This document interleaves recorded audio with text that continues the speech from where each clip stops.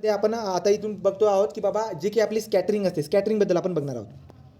ठीक आहे. तर तुम्हाला मी काय बोललो होतो की ॲटमॉस्फिअरमध्ये काय घडतं, स्कॅटरिंग घडते, ॲब्झॉर्प्शन घडतं, स्कॅटरिंग घडते, ॲब्झॉर्प्शन घडतं आणि ट्रान्समिशन पण घडतं. ट्रान्समिट आपल्यासाठी महत्त्वाचं आहे. ट्रान्समिट आलेल्या टार्गेटला टक्कर खाऊन पुन्हा जाणार, सेन्सरकडे सेन्स होणार. हे तुम्हाला मी सांगितलेलं आहे. राईट. आता मी तुम्हाला काय सांगतोय की स्कॅटरिंग जे काही घडते त्या स्कॅटरिंगच्या प्रॉपर्ट्या बघायच्या की नेमकं स्कॅटरिंग काय काय काम करून देते. तो स्कॅटरिंगसाठी आपण काय बघतो, स्कॅटरिंगचे लॉ बघून देतो. तो स्कॅटरिंगचे खूप सारे लॉ आपल्याला दिसायला भेटत असतात. स्कॅटरिंगचे कोणकोणते लॉ आहेत. तो लॉ, पहिला लॉ तुम्हाला मी सांगितलं होता. लॉवरचे पण क्वेश्चन आहेत ना, राईट का. तो Stefan Boltzmann law, Stefan Boltzmann law जो काही आहे स्कॅटरिंगचा, याला फोर्थ पॉवर लॉ म्हणतात. तो स्टीफन बोल्ट्झमन लॉ जो काही आहे याला आपण फोर्थ पॉवर लॉ म्हणतो. याच्यामध्ये मला काय दिसायला भेटतं बरं का, की सगळ्यामध्ये बघा, कोणती पण बॉडी राईट का, ॲब्सोल्यूट टेम्परेचरच्या वरती, पॉईंट लक्षात घ्या, परीक्षेमध्ये क्वेश्चन येतात.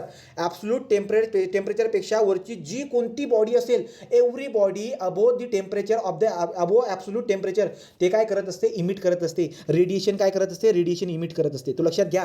कोणती पण बॉडी जी ॲब्सोल्यूट टेम्परेचर कोणाला म्हणतो बरं का आपण, तो ॲब्सोल्यूट टेम्परेचर म्हणजे काय झाला आपला -273 डिग्री केल्विन जो काही आहे, डिग्री केल्विन का सेल्सिअस रे, बघा बरं का, चेक करा. तो मी काय बोललोय तुम्हाला की ॲब्सोल्यूट टेम्परेचर जो काही असतो आपला, ॲब्सोल्यूट टेम्परेचरच्या वरचा जेवढे काही बॉडी असतील ते काय करत असतात, रेडिएशन इमिट करत असतात. तो रेडिएशन इमिट करत असतात, हा आपला एक पॉईंट आपल्याला इथे शिकायला भेटत असतो. परंतु कोणत्या रेटने रेडिएशन इमिट करतात ते लक्षात घ्यावं लागतो. तो स्टीफन बोल्ट्झमन लॉ, ज्याला फोर्थ पॉवर लॉ आपण म्हणत असतो, हे काय म्हणतात, ऑल बॉडी जे काही आहेत ते थर्मल रेडिएशन इमिट करत असतात. कुठून इमिट करतात, अबोव द ॲब्सोल्यूट झिरो. तो ॲब्सोल्यूट झिरो जे काही आहे, ॲब्सोल्यूट झिरोच्या वरती असणारी जेवढी काही बॉडी असेल ती काय करते, इलेक्ट्रोमॅग्नेटिक रेडिएशन इमिट करत असते. तर डिपेंड करत नाही विथ रिस्पेक्ट टू व्हॉट टेम्परेचरच्या बदलामुळे सराउंडिंगच्या वरती डिपेंड राहत नाही, राईट का. तो इरिस्पेक्टिव्ह ऑफ सराउंडिंग म्हणतो, irrespective of the nature of the surrounding. तो आता हा स्टीफन बोल्ट्झमनचा लॉ काय, फोर्थ पॉवर लॉ, तो लक्षात घ्या. Rate of emission of the radiation. तो rate of emission of the thermal radiation, with respect to the time is directly proportional to the area. म्हणजे काय, एखादी जर का समजा बॉडी आहे, त्या बॉडीचा सरफेस एरिया किती आहे, जेवढा मोठा त्याचा सरफेस एरिया असेल त्याचा थर्मल रेडिएशन इमिट करायचा रेट सुद्धा जास्त असणार आहे. ही कोणती बॉडी आहे, ही अशी बॉडी आहे तिचं टेम्परेचर जे आहे ॲब्सोल्यूट टेम्परेचरपेक्षा जास्त आहे. तो rate of emission of thermal radiation is directly proportional to the area, right का. आणि दुसरं अजून काय सांगितलं बरं का, स्टीफनने सांगितलं होतं, rate of radiation of thermal radiation with respect to the time is directly proportional to the T⁴, where T is what, तो टी आपल्याला दिसायला भेटतो ॲब्सोल्यूट टेम्परेचर. तो लक्षात घ्या. तो पहिला हा पॉईंट आणि दुसरा हा पॉईंट कंबाईनली जर का तुम्ही बघायला गेला तर तुम्हाला काय दिसायला भेटते, कंबाईनली बघायला जर गेलो तो dQ/dt directly proportional to the T⁴ अशा म्हणजे आपल्याला दिसायला भेटून जातो. आणि या एला जर का तुम्ही खाली आणला तर dQ/dt डिवाइड बाय एरिया अशा पद्धतीने तुम्ही करून टाकलं तर तुम्हाला काय भेटेल, is equal to K × T⁴, right का. आणि हा जो K असतो याला काय म्हणतो आपण, याला म्हणतो बोल्ट्झमन कॉन्स्टंट. T⁴. तो देअरफॉर ही जी एक नवीन टर्म दिसायला भेटते आपल्याला, राईट का. या टर्मला आपण काय लिहितो, M ने लिहित असतो. तो M is equal to what, K T⁴ अशा पद्धतीने आपण लिहिलेला आहोत. सांगायचं तात्पर्य काय एकच आहे की बाबा स्टीफन बोल्ट्झमनचा लॉ जो आहे त्याला फोर्थ पॉवर लॉ का म्हणत आहोत आपण, कारण की जे काही आपलं रेडिएशन आहे, rate of radiation of thermal radiation with respect to time per respect to area is directly proportional to the T⁴. तो टेम्परेचरच्या T⁴ याच्याने दिसायला भेटत असते, ठीक आहे. आणि हा जो काही इथं K असतो याला ॲक्च्युली सिग्माने दाखवतात, याला स्टीफन बोल्ट्झमन कॉन्स्टंट म्हणतो. सो स्टीफन बोल्ट्झमन कॉन्स्टंट आपण म्हणत असतो ना, हा झाला आपला स्टीफन बोल्ट्झमन लॉ, ठीक आहे. आता आपल्याला काय दिसायला भेटते बरं का, ब्लॅक बॉडी जर का बघायला गेला तर ब्लॅक बॉडीमध्ये जर का मी लिहायला गेलो तुम्हाला काय दिसायला भेटते, dQ/dt is equal to sigma, काय लिहिणार बरं का मी, सिग्मा इंटू T⁴ अशा पद्धतीने मी बनवून टाकणार. हा झाला आपला काय झाला बरं का, हा झाला आपला T⁴. हा झाला आपला स्टीफन बोल्ट्झमन लॉ. तो स्टीफन बोल्ट्झमन लॉ तर हा झाला, परंतु हा कॉन्स्टंट जो काही असतो याची अजून एक ई आहे, इथं एक ई आहे. या ईला म्हणतो आपण इमिसिव्हिटी, राईट का. तो इमिसिव्हिटी आपण त्याला म्हणतो. सो इमिसिव्हिटी काय असते, तर ब्लॅक बॉडीसाठी इमिसिव्हिटीची व्हॅल्यू किती असते, 1. ब्लॅक बॉडी काय काम करते रे, तो ब्लॅक बॉडी जी काय आहे सूर्याकडून येणारी जेवढी काही किरण असतील सगळे ॲब्झॉर्ब करून घेते आणि काय पाठवते, काहीच पाठवत नाही, राईट का. सो सगळे किरण ॲब्झॉर्ब करून घेते, काहीच पाठवत नाही. ॲब्झॉर्ब झालेले काही वेळानंतर इमिट करते, ॲब्झॉर्ब झालेले काही नंतर. त्यामुळे आपण काय म्हणतो की ब्लॅक कलरचे शर्ट उन्हाळ्यामध्ये घालू नका, कारण की सूर्याची किरण सगळे आपल्याकडे ॲब्झॉर्ब होतील, मग आपल्याला गरमी महसूस होईल, राईट का. So therefore E value, so dQ/dt is equal to what, E sigma T⁴ हा स्टीफन बोल्ट्झमनचा लॉ ॲक्च्युली आहे आपला, आणि याला इमिसिव्हिटी म्हणतो. ईची व्हॅल्यू 1 कोणासाठी असते, ब्लॅक बॉडीसाठी, आणि इतर बॉडीसाठी आपल्याला ती व्हॅल्यू एकापेक्षा कमी दिसायला भेटते. तो इमिसिव्हिटीची व्हॅल्यू 0 आणि 1च्या बिटवीन असते, एवढी बात आपल्याला माहिती आहे. तो झाला आपला कोणता लॉ झाला, स्टीफन बोल्ट्झमन लॉ. पुढचा काय होता बरं का रे, पुढचा आता व्हेन्स डिस्प्लेसमेंट लॉ. वेन्स डिस्प्लेसमेंट लॉबद्दल तुम्हाला मी प्रॅक्टिकल सांगितलं होतं. वेन्स डिस्प्लेसमेंट लॉबद्दल आपण प्रॅक्टिकल बघितलेलं आहे. तो इथं मला काय दिसलं होतं बरं का वेन्स डिस्प्लेसमेंटमध्ये, इथं काय सांगितलं होतं, यांनी सांगितलं होतं की लॅम्बडा ठीक आहे, इथं काय सांगितलं होतं लॅम्बडा आणि टेम्परेचर, राईट का, लॅम्बडा आणि टेम्परेचर या दोघांचा गुणाकार जो आहे ना तो कॉन्स्टंट असतो. याच्या डिटेलमध्ये मी खूप सांगितलं आहे. तो लॅम्बडा म्हणजे वेवलेंथ. तो तुम्हाला माहिती आहे की सूर्याकडून येणारे जे काही किरण आहेत प्रत्येकाची वेवलेंथचा बँड वेगवेगळा आहे. तो वेवलेंथ आणि त्याच्यामध्ये टेम्परेचर पण काढला होता एका शास्त्रज्ञाने, आठवते का. तो टेम्परेचर आणि या वेवलेंथ या दोघांचा गुणाकार काय असतो, कॉन्स्टंट असतो. आणि तो हा कॉन्स्टंट असतो, याला म्हणतो आपण वेन्स कॉन्स्टंट. आणि वेन्स कॉन्स्टंटची व्हॅल्यू कॉन्स्टंट असते. मग याचा वापर करून काय करतो बरं का आपण, तर कोणत्या पण ठिकाणी असणारी एखादी जर का गरम एखादी वस्तू असेल ना, त्याचं तापमान किती आहे टच न करता आपण त्याचं तापमान काढून घेतो. कसं बरं का, तो तिथून काय करतो, तिथून येणारे जे इमिशन असतात त्याला एका याच्यामधून यूज येतो, आपण प्रिझमवरती पास करतो, प्रिझमवरती बाहेर येतात ते किरणं सगळी, आणि यांची काय करतो आपण डिटेक्टरने वेवलेंथ मेजर करून घेतो. वेवलेंथ वगैरे मेजर करून घ्यायची, राईट का. कॉन्स्टंट तुम्हाला माहिती आहे, या वेवलेंथला इकडे पाठवून द्या, कॉन्स्टंट डिवाइड बाय वेवलेंथ करून टाका, तुम्हाला त्या ठिकाणातलं काय भेटून जाईल, टेम्परेचर. तर सूर्याचं जे काही केवढं तापमान आहे हे आपण वेन्सच्या डिस्प्लेसमेंट लॉवरून काढलेलं आहे. तो हा झाला वेन्स डिस्प्लेसमेंट लॉ. काय असतो तो, lambda into T is equal to constant. हे वापरा, तुम्हाला एक्झाम्पल पण सॉल्व्ह होईल. एक्झाम्पल पण याच्यावरले सॉल्व्ह केलेले आपण, राईट का. पुढचा असतो आपला प्लँक्स लॉ. चला प्लँक्स लॉ काय असतो रे, प्लँक्स लॉ काय असतो बरं का. प्लँक्स लॉ जो काय याला आपण काय म्हणतो, ब्लॅक बॉडी रेडिएशन लॉ पण म्हणतो. हां, तो एनर्जी काय असते बरं का, काय सांगितलं, बोल बरं काय बोलती तू, तो काय बोलते. प्लँक्स लॉ काय असतो आपला, energy is directly proportional to the what, frequency. तो लक्षात घ्या, एनर्जी जी आहे, हां, तो एनर्जी जी आहे ती एनर्जी डिरेक्टली प्रोपोर्शनल, म्हणजे जेवढी जास्त फ्रिक्वेन्सी तेवढी जास्त एनर्जी, बरोबर.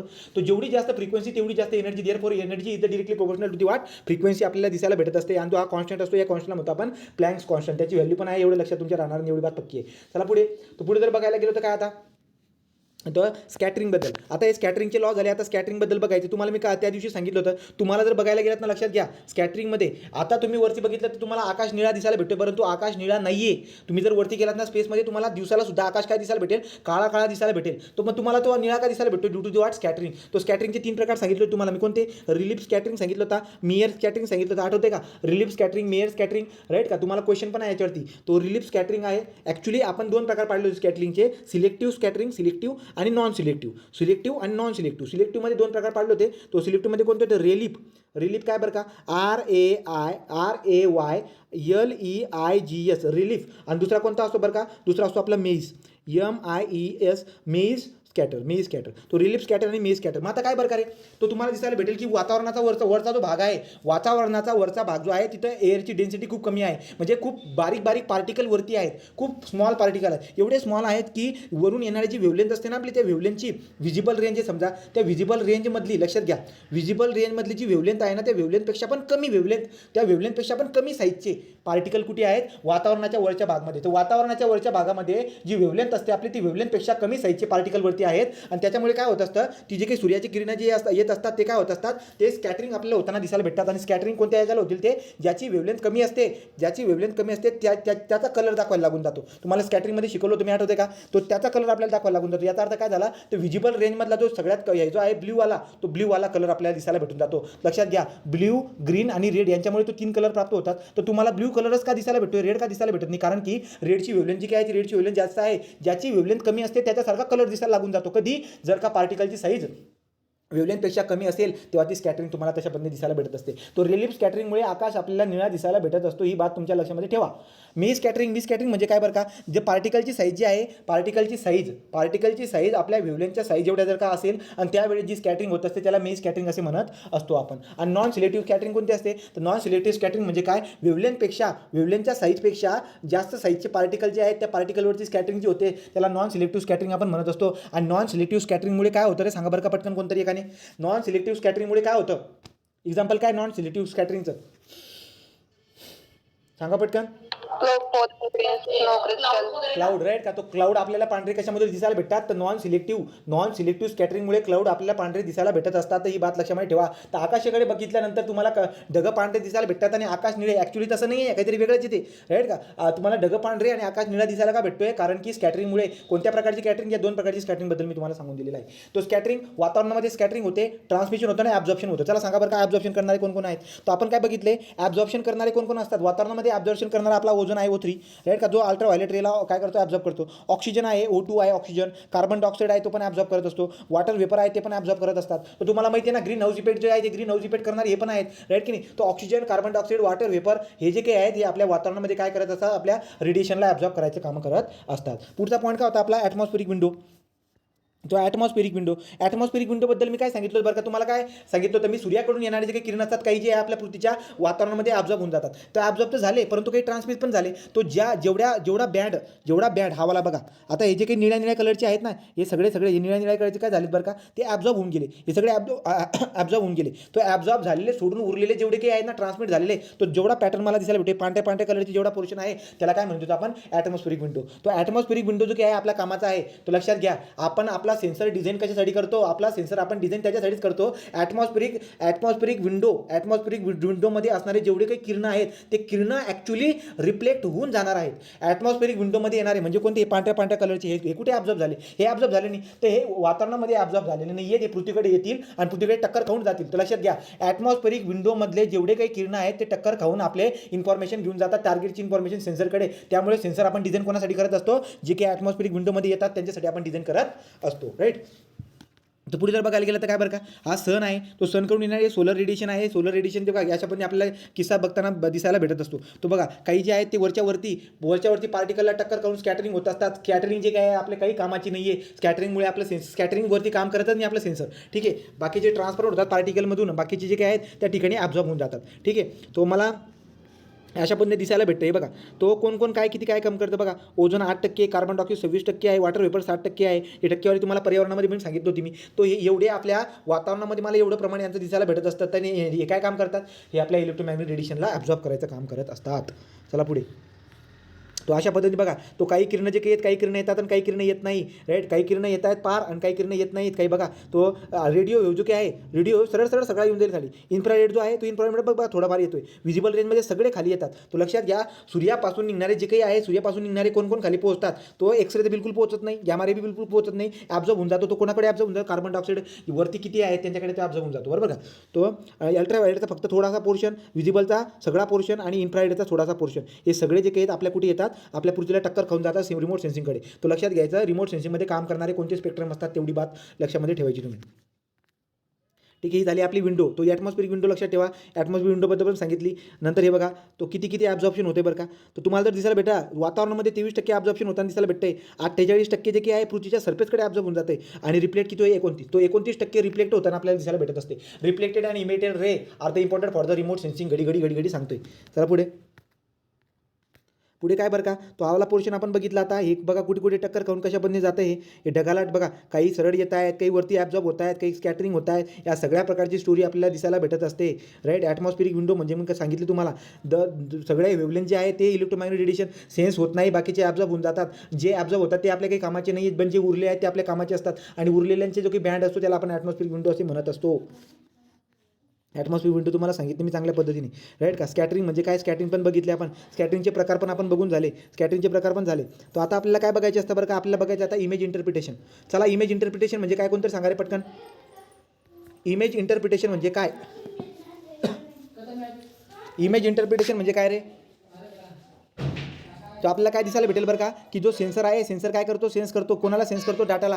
तो इलेक्ट्रोमॅग्नेटिक रेडिएशनकडून आलेली जी की माहिती आहे, टार्गेटकडून ही माहिती घेऊन येतो इलेक्ट्रोमॅग्नेटिक रेडिएशन आणि ते काय बनतात इमेज. आता इमेज माझ्या डोळ्यासमोर बनलेली आहे. आता माझं काम काय आहे त्यांना ओळखणं, तो राईट का. तो जो काही आपला महत्त्वाचा क्वालिटेटिव्ह आणि क्वांटिटेटिव्ह डाटा असतो, राईट का. तो क्वालिटेटिव्ह आणि क्वांटिटेटिव्ह डाटा काढणं म्हणजे तुमच्यासमोर मी एखादा फोटो देऊन दिला, मग तुम्ही काय म्हणणार की यार हे झाड आहे, हे ते आहे, राईट का. तो क्वालिटेटिव्ह आणि क्वांटिटेटिव्ह डाटाचं जे काही आहे ना, डाटाचं एक्स्ट्रॅक्शन करणं, तो extraction of the qualitative and quantitative डाटाचं जे काही आपण एक्स्ट्रॅक्शन करतो त्याला इमेज इंटरप्रिटेशन आपण म्हणत असतो. इमेज इंटरप्रिटेशन म्हणजे इमेजला ओळखणं, राईट का. तो तुम्ही पहिले काय करतात, एक्स्ट्रॅक्ट करतात, राईट का. एक्स्ट्रॅक्ट करतात. तो इमेज इंटरप्रिटेशन जे काय आहे आपल्याला काय करावं लागते, इमेज इंटरप्रिटेशन वाहून क्वालिटेटिव्ह आणि क्वांटिटेटिव्ह डाटा आपण एक्स्ट्रॅक्ट करत असतो. त्याच्यातून आपण ती काय करतो, ती माहिती आपण ओळखू शकतो. तो जे इन्फॉर्मेशन आयडेंटिफाईड करण्यासाठी you have to be image interpretation, तुम्हाला इमेज इंटरप्रिटेशन करावी लागते. मग इमेज इंटरप्रिटेशनमध्ये काय करावं लागतं, इमेज इंटरप्रिटेशनचे खूप सारे एलिमेंट आपल्याला दिसायला भेटत असतात, ठीक आहे.